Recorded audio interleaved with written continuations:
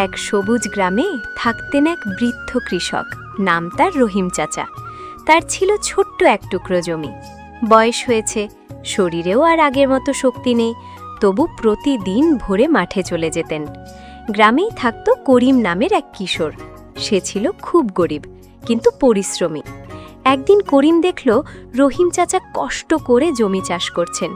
সে দৌড়ে গিয়ে বলল, চাচা, আমি কি আপনাকে সাহায্য করতে পারি? রহিম চাচা হাসলেন। পারবি বাবা, কিন্তু মনে রাখিস, মাটিকে ভালোবাসলে তবেই ফসল ভালো হয়। সেই দিন থেকে করিম প্রতিদিন চাচার সঙ্গে মাঠে কাজ করতে লাগল। একদিন রহিম চাচা তাকে এক মুঠো বীজ দিলেন। বললেন, এগুলো সোনার বীজ নয়, কিন্তু সোনার মতো ফল দেবে যদি ধৈর্য আর যত্ন থাকে। করিম নিজের ছোট্ট উঠোনে সেই বীজ বপন করল। রোদ, বৃষ্টি, ঝড় সব সহ্য করে সে গাছগুলোর যত্ন নিল। অনেকেই তাকে হাসত, বলতো, এত কষ্ট করে কি হবে? কিন্তু করিম থামেনি।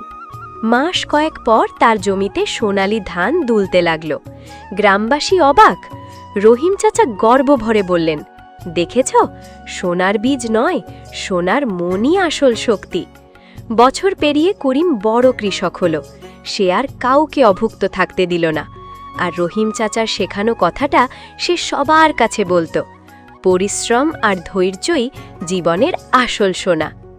শিক্ষা: ধৈর্য, পরিশ্রম আর সৎ মন থাকলে ছোট বীজও একদিন সোনালি ফসল হয়ে ওঠে।